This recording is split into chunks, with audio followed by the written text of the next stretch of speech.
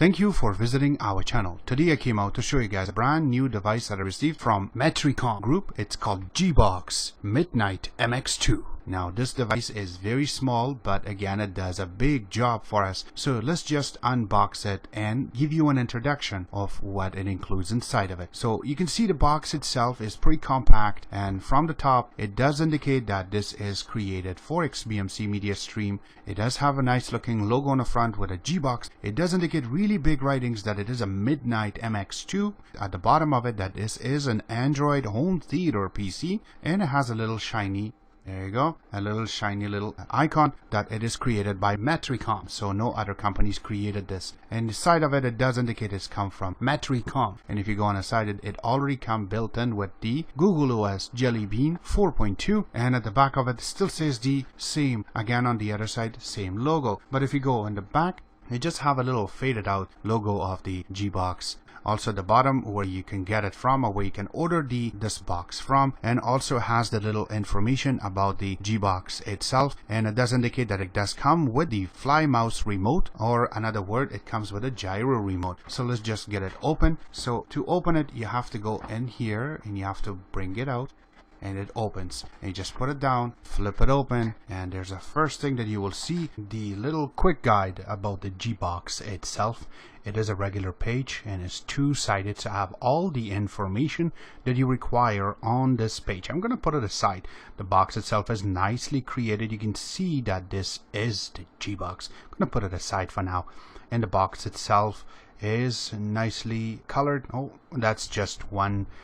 It's actually attached, so let me just put it aside. But this is for the gyro remote that comes with it, so I am just gonna put this aside too, and we will go in, and this is the charger for the gyro remote, so we can actually charge it. It is a mini USB. It's gonna put it aside. So it is mini USB to your regular USB. This is the RCA cable that you can connect. On one side you can see it's white, red and yellow, and the other side is just a little connector that you can connect to your G-Box, so you can connect it to the older type of TVs. And here is the charger that we need for our G-Box itself, and you can see that that side goes into the G-Box itself, and this side it just goes to electricity that's created for United States and Canada. I'm gonna put that aside, and we will grab the remote itself. Now this remote, I have reviewed something similar to this, but the keyboards are almost the same. That came, it was from Pador, and let's just put that aside for now. Here is the manual. So the manual is created really nicely, and I'm gonna put that aside too. So there's the box, there's nothing in it. I'm gonna put that away for now. Alright, first with the remote, let me just zoom in a little bit. Just focus. It have the G-Box logo on the top, but if we look on the top part of it, this is the IR section, so it can work. And also it is a gyro remote. Now the remote itself, in the bottom section, it does have a little part that you can charge your remote. And if we look on the front of it, power button and the volume down button, the volume up button. We go down a little bit. Now this part is created really nicely, so it is round. It doesn't have any cuts or anything. There's the OK button, so you have top, bottom, left and right. And if we go to the bottom part of it, we have the home button, we have the mouse button. This way you can make it IR remote, so you don't have to use the gyro. You can click that and that will put the air mouse into sleep. And also we have the return button, so that way if you're stuck anywhere, you want to get out of the screen, or you want to go back one screen, if you're on the XBMC, this will help you out big time. If we go down, it does indicate it's come from Matricom, and there's a little part that looks like a mic, but it has not been created anything there. And if you go to the sides itself, there's nothing on this side, but if you flip it on the back, let's just grab it properly. We have all the full keyboard available in the back, so we can use it. And if we go all the way to the side, we can still see that the first line that starts from the Q goes all the way to the end. It stops by the I, and then the O and P goes in the bottom. So just, it will take you a little time for it to get used to this, but again, it is a phenomenal little device. You have all the information here, and you have the function just like your laptop. So all of this has been created for you guys.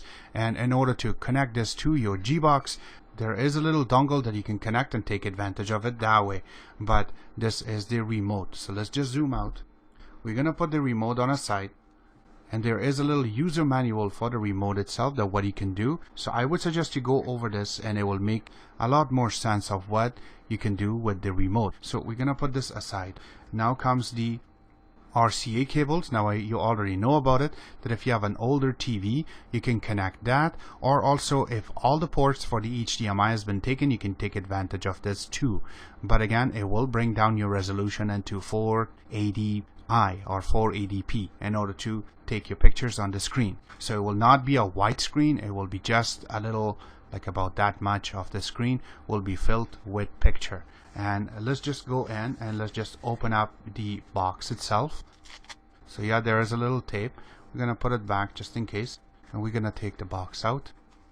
Now the box itself is created really nicely too, and let's just put it this way so you can see it first. And yes, it is shiny, so that way when you look at it, and no, it's not on a sticker, it's actually pretty much just burnt on top of it, so you can see it nicely. And this way when you move it, it will change colors.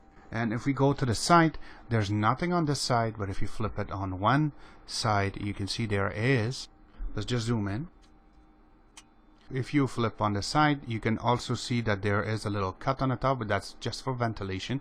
You have the SD card reader, which is sitting right here. You have 3 USB ports on the side, which is USB 2.0, and if you flip it on the back, we have one more USB 2.0. We have the SPDF connector right here. Now this part is for the AV, so it will go into RCA connectors, and then we have the HDMI, which I always recommend for you guys to use, and the Ethernet. The Ethernet itself is 10100, so it's not going to go higher than that, and also the DC. Now the power supply that came, we will connect it right there. And if you go on the other side, there's nothing on this side. But if you go in the bottom, alright, so after a little bit of zoom out, we can see, and this will give you all the ventilation, and once you turn it on, you will see all the indicators. Now on the front, I do not see anything yet, but I know that when I try to turn it on, this part will have indicators. Let's just hook it up, and let's just take a look at it on the screen, that what are you going to see. So first thing we're going to hook up on this is the dongle for the remote. So we're going to hook it up in the back. It doesn't matter where you're going to hook it up. I just got to hook it up somewhere so that way nobody can see. So make sure you hook it up properly.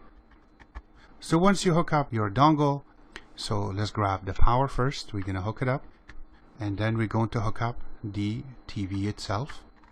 And if we flip on the front, you can see that there is a blue light. That means the G-Box is turned on.